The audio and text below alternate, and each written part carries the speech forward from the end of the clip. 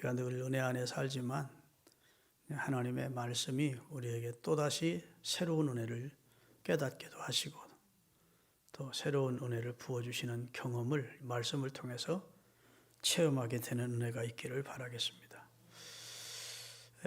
베드로 후서가 추후 67년에 기록됐다고 추경학자들은 봅니다. 예수님이 이 땅에 다녀가신 지 약 30여 년 조금 지나서 이 베드로가 로마에서 베드로 전후서를 기록했을 것이라는 것이 학자들의 주장이고 굳이 아니라고 할 필요가 없을 만큼 거의 근거가 있는 주장입니다. 베드로가 언제 순교했는고 하면 바로 이 베드로 후서를 쓴 후 1년 채 못 지나서 순교를 하게 되는데 당시 역사신학자였던 오리겐이라는 사람의 주장에 의하면 십자가에 달려 네로 황제 때 죽는데 네로 황제는 주후 68년 9월 6일까지 로마를 통치한 왕입니다. 그리고 이제 죽어요. 그러니까 네로 황제 때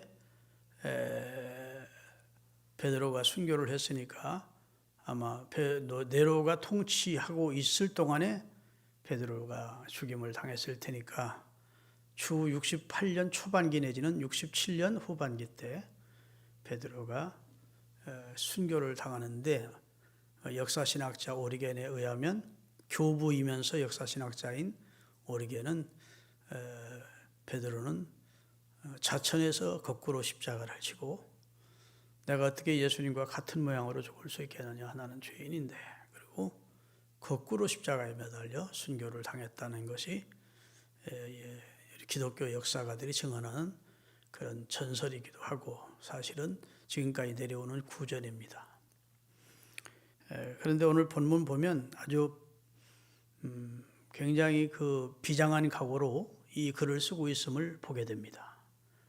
그래서 14절에 보면 이는 우리 주 예수 그리스도께서 내게 지시하신 것 같이 나도 나의 장막을 벗어날 것이 임박한 줄 알미라. 그 말은 저기서 장막은 텐트를 말하는 게 아니고 육체를 말하는 겁니다.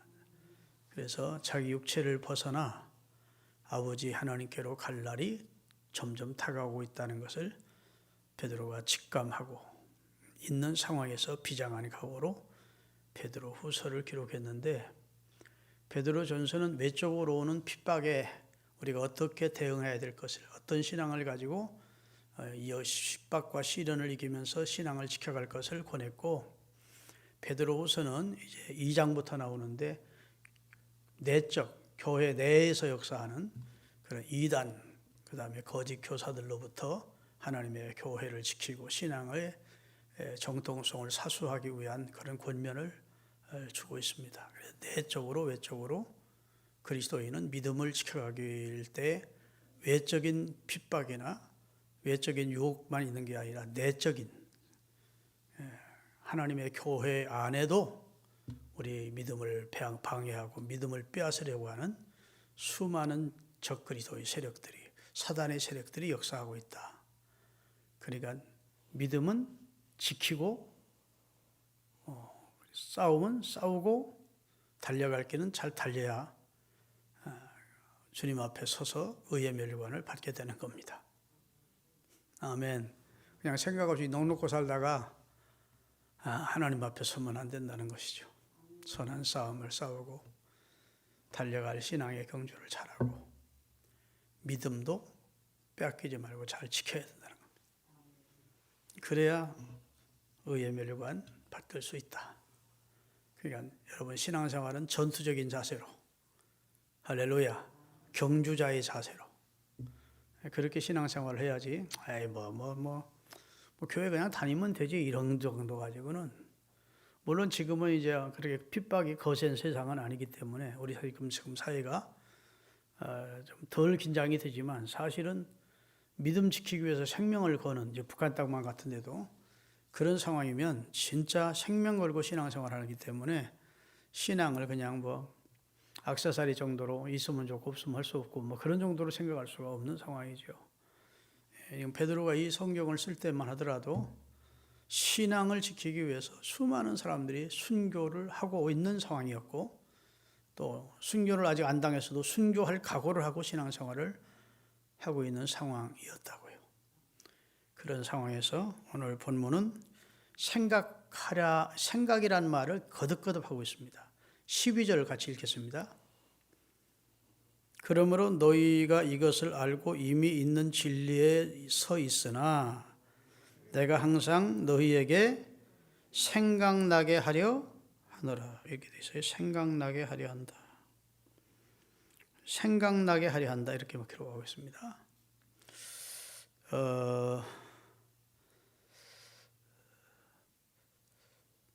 13절에도 또 생각이라는 말이 또 나와요. 내가 이 장막에 있을 동안에 너희를 일깨워 생각나게 함이 옳은 줄로 여기노니. 15절도 생각나게 하라는 말이 또 나옵니다. 내가 힘써 너희로 하여금 내가 떠난 후에라도 어느 때나 이런 것을 생각나게 하려 하노라. 이렇게 기록되어 있어요. 그러니까 이 짧은 몇 절 가운데 생각나게 하기 위해서 이 말씀을 강조하고 있는 겁니다.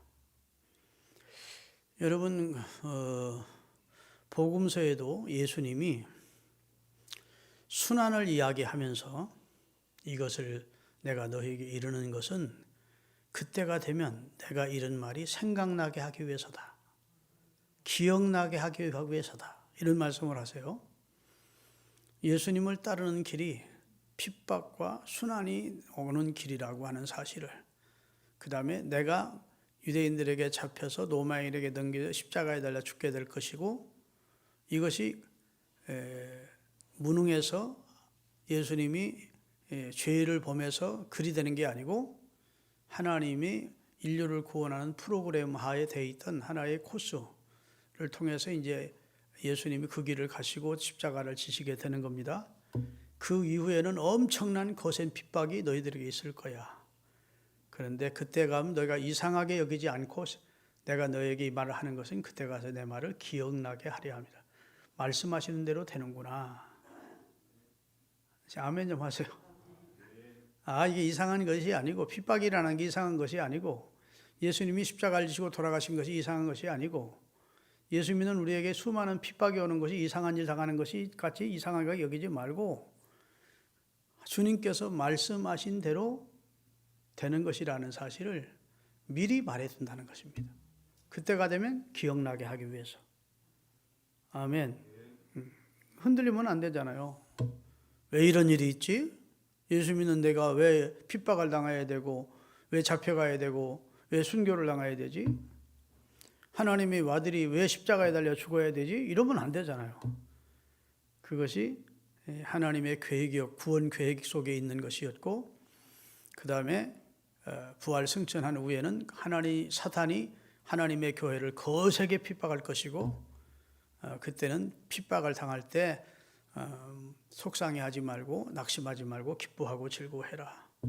하늘에서 너희 상이 크다. 이러면서 미리 말씀을 주신 것은 생각하면서 말씀하시는 대로 되는구나. 예수님의 말씀은 진리구나. 이걸 알아야 되기 때문입니다. 너희로 기억나게 하려 함이래요. 자, 미디어부 제가 복음서 처음에 띄우라고 한 거 몇 개 있는데 한번 쭉 띄워봐요. 요한복음도 띄우고 누가복음도 띄우고. 자, 다 같이 읽겠습니다. 오직 너희에게 이 말을 한 것은 너희로 그때를 당하면 내가 너희에게 말한 이것을 기억나게 하려 하며, 처음부터 이 말을 하지 아니한 것은 내가 너희와 함께 있었기 때문이다. 이제 내가 떠나가기 때문에 부득불 이 말을 안 해줄 수 없다. 그 다음에 처음부터 이 말을 안 한 이유 가운데 또 한 가지 이유는 아직은 그때는 너희가 감당할 수 없었다. 예수 믿고 예수님 따르면 한 자리 할 줄 알았는데 예수님 따르면 핍박당하고 나면 이 믿음 없이 막 예수님의 제자가 될 때 누가 예수님 따르겠어요? 가이사랴 빌립보에서 비로 주는 그리스도시요 살아계신 하나님의 아들이라는 베드로의 고백을 들은 다음부터 비로소 십자가의 순환과 부활을 말씀하시기 시작하십니다. 그들의 신앙을 확인한 다음에 믿습니까? 그래서 1차 순환, 2차 순환 예고, 3차 순환 예고 계속 순환을 예고하시면서다가 결국은 십자가에 달려 돌아가시는 것이죠. 다시 한번 읽겠습니다. 오직 너희에게 이 말을 한 것은, 이 말은 무슨 말이죠? 내가 십자가에 달려 못 박혀 죽고 3일 만에 부활하고 그 다음에 그 이후에 엄청난 교회 핍박이 일어나서 너희를 공회에 넘겨주는 사가 있을 것이고 너희가 죽임을 당할 것이고 너희가 형제가 너희로부터 미움을 받을 것이고 뭐 이렇게 그런 시련이 너희에게 닥쳐올 때에 이런 이 말을 내가 미리 하는 이유는 너희로 그때를 당하면 내가 너희에게 말한 이것이 기억나게 하려 하며 할렐루야 생각나서 하나님의 말씀은 진리구나. 예수님의 말씀은 확실히 그대로 성취되는구나 라고 하나님의 말씀에 더 신실함과 확실함을 생각해서 더 말씀 붙들고 살도록 하기 위해서 내가 미리 이야기를 해주는 거야 라고 말씀하시는 거예요. 그 다음에 몇 군데 더 띄워보세요. 다 같이 죽은 자 가운데서 살아나신 후에야 제자들이 이 말씀 하신 것을 기억하고 성경과 예수께서 하신 말씀을 믿었더라.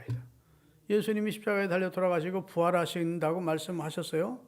근데 그걸 못 믿었어요. 근데 부활하신 다음에야 예수님이 자신이 부활하시겠다고 미리 말씀하셨지 하고 생각이 나더라는 겁니다. 그 다음에 또 다른 데서 띄워주세요. 다 같이 여기 계시지 않고 살아나셨느니라. 갈릴리에 계실 때 너희에게 어떻게 말씀하셨는지 기억해라. 부활하신다고 했지 않느냐. 하나님 말씀을 믿고 하나님 말씀을 생각하고 있었어야지. 왜 하나님 말씀 다 잊어버리고 주님 말씀하신 말씀 다 잊어버리고 있었어. 그렇게 천사가 부활을 긴가민가 믿지 못하는 제자들을 향해서 일갈을 하셨다는 것입니다. 너희에게 말씀하셨고 너희보다 먼저 갈릴리에 가시겠다고 생전에 이미 말씀하셨지 않느냐. 그 말씀을 기억해. 갈릴리에서 보자 하신다 해서 그들이 급히 갈릴리로 가게 되는 내용이 성경에 기록이 되어 있다고요. 또 있나요? 한번 띄워봐. 복음서.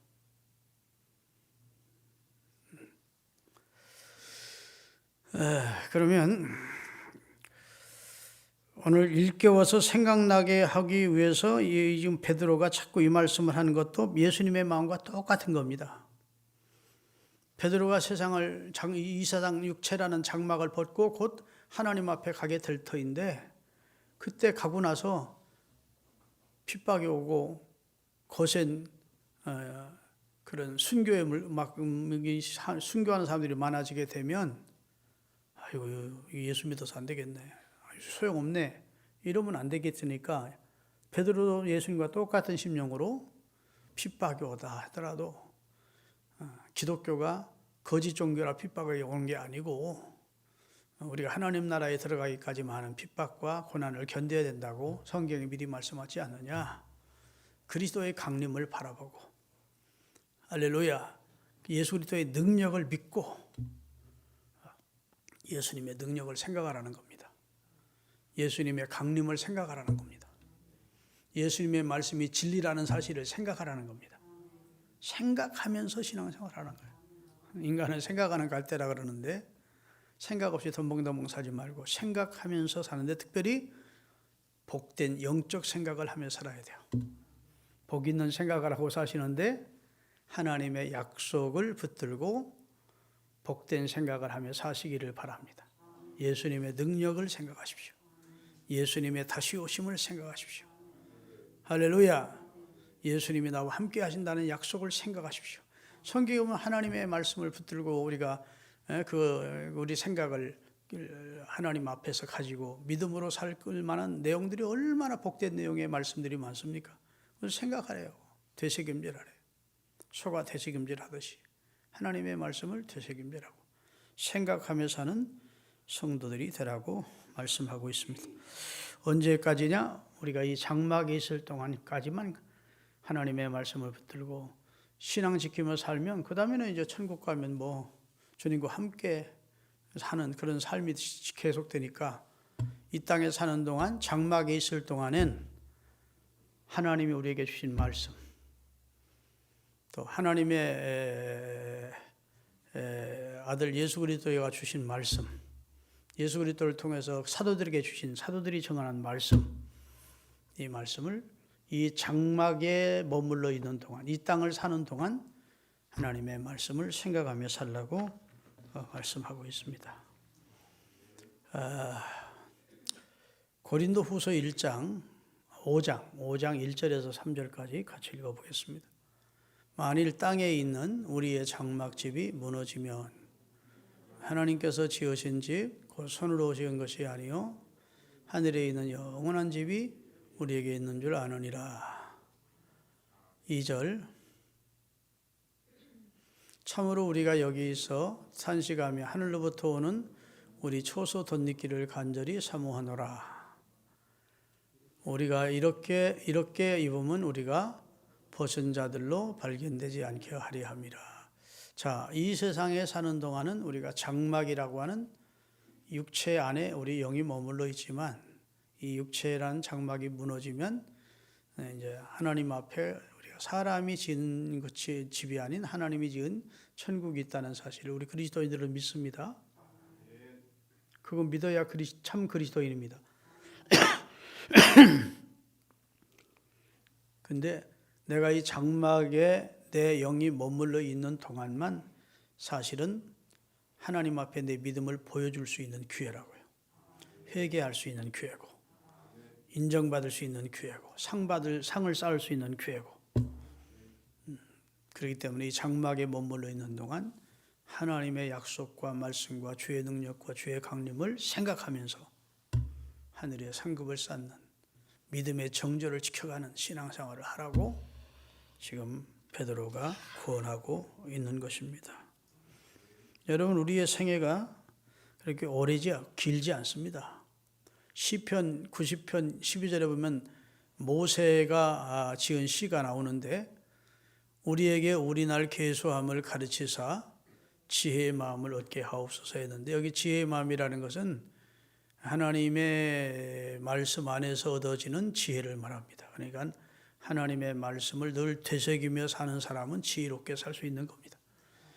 우리의 날 계수함을 가르쳐서 하나님의 말씀을 기억해서 리마인드해서 계속 생각하며 사는 그런 성도가 될 것이에요. 여기 생각나게 하래 생각나게 자꾸 하는 것은 기억하고 하나님의 말씀을 기억하면서 이 땅을 이 짧은 내 날이 얼마일지 모르지만 내 날 계수함을 가르쳐서 그 말은 이 땅이 유한하단 이 땅의 삶이 무한대한 영원하지 않고 잠깐이라는 사실을 나로 하여금 깨우쳐 달라서 하나님의 말씀을 붙들고 하나님의 말씀을 생각하며 지혜롭게 살게 해달라 이렇게 기도하고 있는 모세를 봅니다. 오늘 아침 유튜브를 잠깐 봤더니 재수 없으면 100살까지 산대. 100살까지 사는 게 복이 아니고 재수 없으면 100살까지 산대. 들어보니까 일리가 있는 말이더라고. 사람들이 대부분 한 80이나 85세쯤까지 노후 준비를 한다는 겁니다. 근데 85세 지나고 나서부터는 맨날 병원 왔다 갔다 해야 되고 친구들도 다 세상 터서 없어지고 어디 가든지 반겨주지도 않고 천덕꾸리처럼 100살까지 살다가 죽는데 몸 좋다 그때는 자기 몸이지만 자기가 마음대로 할 수 있는 몸이 아니라는 거예요. 병들어서 계속 뭐 신체적으로 뭐 병든 것이 드러나고 쇠약한 부분이 나타나고 그다음에 뭐 그래서 재수 없는 사람들이 100살 산대. 그래서 내가 우리 사람하고 여보 재수 없는 사람이 100살 산다네. 우리 아버님 연세에 가면 꼭 좋겠어. 우리 아버님 장로님이 86세에 가셨거든요. 그러니까 80에서 85세 사이에 하나님 부르시면 가는 게 좋겠다 이런 생각이 들어요. 우리 이재훈 장님처럼 이렇게 건강하게 생활하시면 상관없지만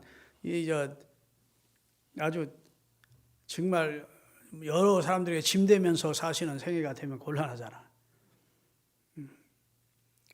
장막 벗는 것이 꼭 저주고 아이고 나는 진짜 죽기 싫어 그러지 말고 하나님도 때 되면 어느 날 좋은 날씨 좋은 날 이른 아침이든지 이런 한낮이든지 이 장막 벗어나서 주님을 기쁜 낯으로 배울 수 있게 하옵소서. 그리고 살자고요. 아멘. 어느 날 하나님, 그날에 우리가 성경에 보면 그날의 신앙을 가지고 살아야 그날에 주께서 내게 상을 주실 것이다. 그날 사상이 우리 그리스도인들에게 있어야 되는데 나는 모르죠. 그날이 언제일지. 그렇지만 주님이 그날 나를 부르면 어느 날 예 하고 주님 앞에 서서 주님의 품에 안겨 이 세상에처럼 가족 공동체가 아닌 가족 공동체 시스템이 아닌 천국에 가면 예수 그리스도를 중심으로 하는 시스템으로 완전히 우리가 진정한 복락을 누리는 그런 생애가 우리 앞에 예비되어 있음을 믿고 너무 이 땅에 연연하지 않기를 바랍니다. 아멘. 몰라요. 뭐 나도 아파가지고 코로나 당장 걸려서 오늘날 죽는다고 그러면 생각이 바뀔지는 몰라도 안 그럴 것 같아. 16절만 보겠습니다. 16절. 다 같이 읽겠습니다. 우리 주 예수 그리스도의 능력과 강림하심을 너희에게 알게 한 것이 교묘히 만든 이야기를 따른 것이 아니요 우리는 그의 크신 의엄을 친히 본 자다. 자, 베드로나 바울이 활동할 때에는 이단이 있었어요. 그때도 이단이 있었습니다. 영지주의라고 하는 이단이 있었어요. 그노시즘이라고 하는 이단인데 육은 악하고 영은 선하다. 그래서 예수님이 육으로 이 세상에 오신 것을 부정하는 겁니다. 예수님은 육으로 오신 것처럼 보였을 뿐이지 실제는 육체를 입은 게 아니었다. 그럼 우리 기독교가 사기친 거나 마찬가지인데 그 이상한 주장은 영적인 것은 영적인 건 다 선하고 육적인 건 다 악하게 보는 겁니다. 영과 육은 분리되니까 그러니까 육은 아무리 범죄를 해도 그 육이 범하는 죄는 영에 아무 영향을 받지 않는다는 거예요. 저 계집질을 하든 무슨 짓을 하든 뭐 하면 육이 범죄하는 거 가지고 영이 아무런 연관이 없으니까 그러면서 그러나 영은 너무 신성한 것이다 이렇게 주장을 하는 거예요. 영지주의가. 그래서 그러다 보니까 예수님이 육을 입으셨다 그러면 예수님도 죄인이었네 그 소리를 듣게 되니까 예수님은 육을 입으셨던 게 아니고 육을 입으셨던 것처럼 보였을 뿐이다 그런 거예요. 그러니까 여러분 지금 베드로가 뭔 소리야 공교한 말로 하나님의 말씀을 진리를 어지럽게 하지 마라. 우리는 그 위엄을 친히 본 자야. 여러분 베드로와 요한과 야고보는 예수님이 세 제자를 데리고 변화산으로 올라가셔서 예수님이 재림할 때 어떤 모습으로 재림하실지 그 영광스러운 모습으로 변형된 모습을 보여주십니다. 오늘 그 얘기를 하는 거예요. 지금 베드로가 나는 예수님이 육체로 오셨었고 그분이 변화산으로 올라갔을 때 우리는 그의 위엄의 영광을 본 자야. 이렇게 말해요. 성경 좀 펴십시다. 요한 1서. 좀 뒤로 넘기면 요한 1서가 나와요.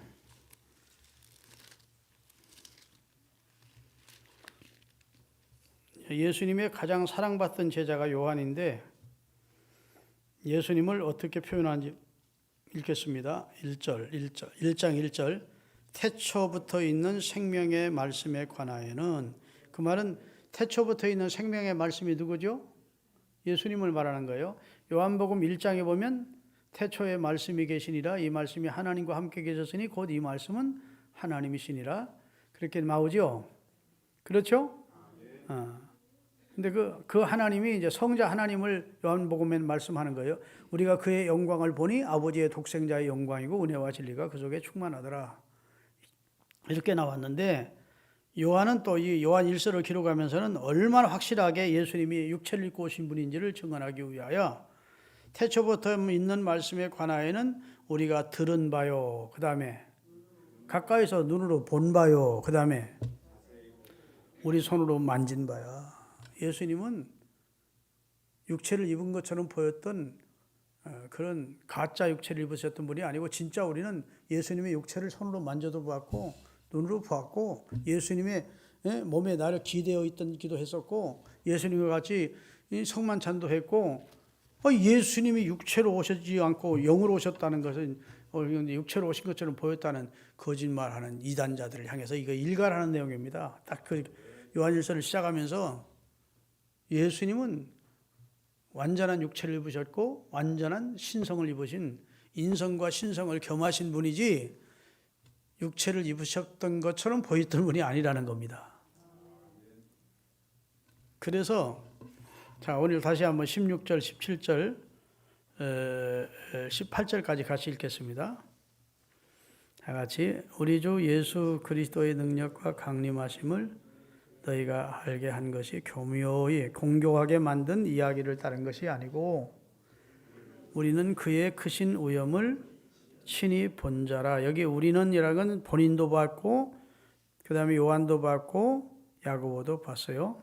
지극히 큰 영광 중에서 이러한 소리가 그에게 나기를 이는 내 사랑하는 아들이요 내 기뻐하는 자라 하실 때에 그가 하나님 아버지께 존귀와 영광을 예수님이 받으셨더라. 이 소리는 우리가 그와 함께 거룩한 산 변화산에 있을 때 하늘로부터 난 것을 들은 것이라. 아멘. 자, 그러면 이 내용이 어디에 나오는지 마태복음 17장을 찾으세요. 뭐 다 아시는 내용이겠습니다만 마태복음 17장 16장 마지막 절부터 읽겠습니다. 17장 바로 전에 있는 16장 마지막 절 다 같이 진실로 너희에게 이르노니 여기 서 있는 사람 중에 죽기 전에 인자가 그 왕권을 가지고 오는 모습을 볼 자도 있느니라 해서 이건 재림하겠다는 말씀이 아니고 재림할 때 어떤 모습으로 올지 예수님이 변형된 모습을 보이게 자가 있다는 거예요. 그리고 나서 며칠 후에 17장에 보면 엿새 후에 예수께서 베드로와 야고보와 그 형제 요한을 데리시고 따로 높은 산에 올라가셨더니 그들 앞에서 변형되사 그 얼굴이 해같이 빛나며 옷이 빛과 같이 휘어졌더라. 누가요? 그때 모세와 엘리야가 예수와 더불어 말하는 것이 그들에게 보이거늘 이미 죽어서 오래된 모세도 나타났고 엘리야도 하얀 모습으로 빛나는 모습으로 나타나서 예수님이 변형되신 예수님과 대화를 하는 모습을 보았다는 겁니다. 베드로가 예수께 여쭈어 이르되 주여 우리가 여기 있는 것이 좋사오니 만일 주께서 원하시면 내가 여기서 초막셋을 짓되 하나는 주를 위하여 하나는 모세를 위하여 하나는 엘리야를 위하여 하리이다. 말할 때 호련히 빛난 구름이 그들을 덮으며 구름 속에서 소리가 나서 이르되 이는 내 사랑하는 아들이요 내 기뻐하는 자니 너희는 그의 말을 들으라 하신지라. 오늘 본문에 그 내용이 나오죠. 자기가 들었다는 겁니다. 예수님이 영광스러운 모습으로 변형되는 모습을 보았고 높은 산에 올라가서 하나님께서 예수님은 이는 내 사랑하는 아들이고 내 기뻐하는 자라고 예수님에게 대해서 증언해 주셨고 예수님은 하나님으로부터 영광과 존귀를 받으셨다. 우리는 다 봤어. 우린 경험한 사람이야. 그런 말이에요. 그 다음에 제자들이 듣고 엎드려 심히 두려워하니 예수께 나와서 그들에게 손을 대시며 이르시되 일어나라 두려워하지 말라 하시니 제자들이 눈을 들고 보매 오직 예수 외에는 아무도 보이지 아니하더라. 꿈꾼 것처럼 그들 모세와 엘리야는 없어지고 온데간데 없더라는 겁니다. 그 다음에 예수님이 부탁하신 말씀을 잘 기억해야 돼요. 9절입니다. 그들이 산에서 내려올 때 예수께서 명하여 이르시되 인자가 죽은 자 가운데서 살아나기 전에는 지금 본 것을 아무에게도 이르지 말라 하시니 이렇게 말씀하세요. 자, 지금은 그런 얘기하면 허탄한 얘기하는 것 같아서 또라이 소리 들을 테니까 지금은 얘기하지 마. 이제 얼마 후에 내가 십자가에 달려 죽고 부활한 후에 그 다음에 이제 너희들이 경험한 사실을 증언해라 라고 한시적으로 함구하도록 말씀하셨는데 지금은 이제 그 체험을 한 지가 30년이 넘어서 베드로 후서를 기록하고 있는 입장이니까 지금 베드로가 우리는 그 영광의 위엄을 친히 본 자야. 들었어. 아멘. 내가 이제 곧 장막을 벗고 나도 주님 앞에 가야 돼.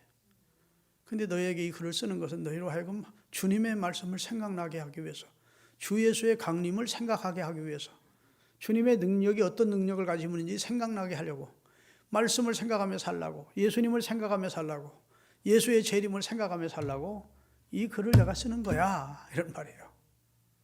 이렇게 설명해도 못 알아들으시면 할 수 없습니다. 다 알아들으시죠? 그래서 이제 곧 오늘 본문 다시 갑니다.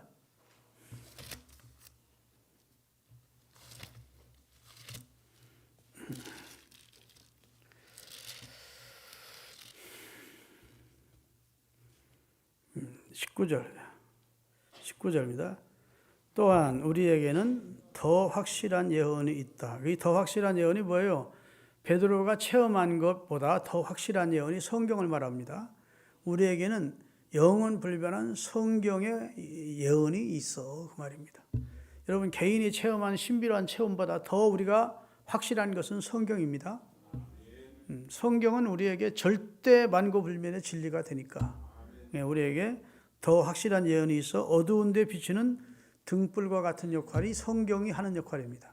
그래서 주의 말씀은 내 발에 등이 되고 내가 가는 길에 빛이 되는 것입니다.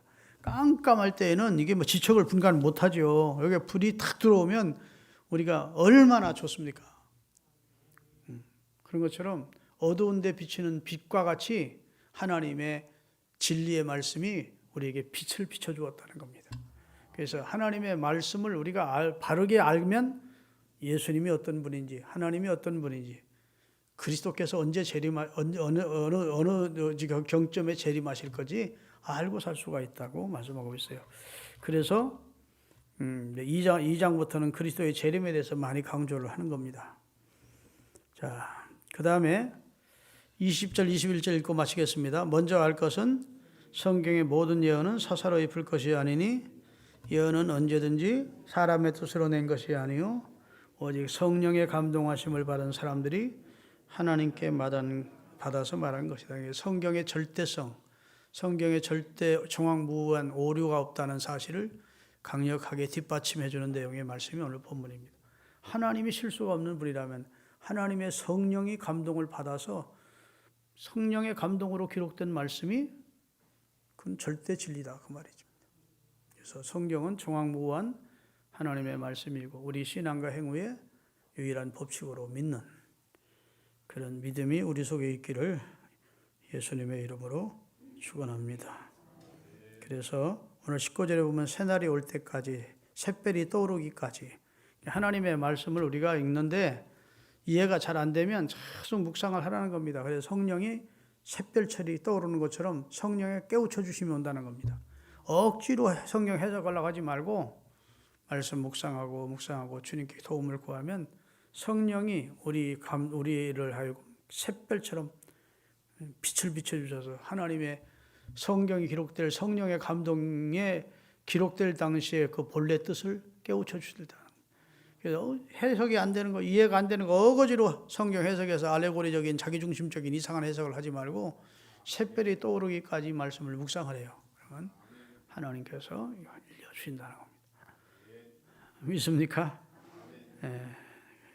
성경이 계속 우리에게 강조하는 것은요, 지금 사도 바울이 가족도 강조하고 있는 것이나 바울이 강조하는 것은 이제 주님이 부활하시고 승천하신 후에 이제 남은 그리스도의 마지막 사건이 무엇입니까? 그의 재림이죠.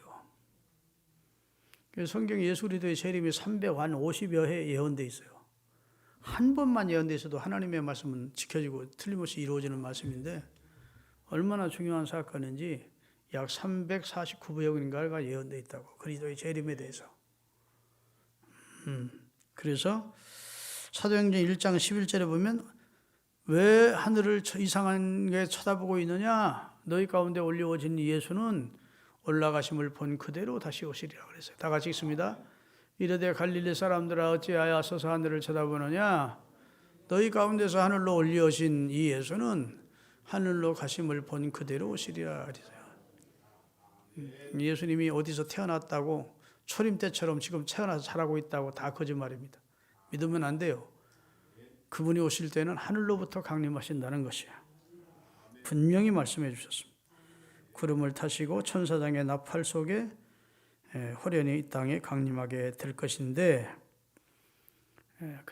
그렇기 때문에 우리가 그때 전조 현상이 있을 것이라는 겁니다. 그날에 이런 있으면 임박한 때가 올 줄 알고 깨어 있는 자들은 주의 재림이 가까이 다가오고 있구나, 이렇게 전조 현상을 통해서 깨우쳐 주시기는 하지만 몇 월 날 며칠 날 그렇게 말하는 것은 다 이단적인 주장이라는 사실을 기억하시고, 올라가심을 본 그대로 다시 오신다는 말씀을 기억하고, 정확하게 데살로니가 전서 4장 13절에서 17절까지 아주 정확하게 예수님이 예언을 바울을 통해 하고 있어요. 같이 읽겠습니다.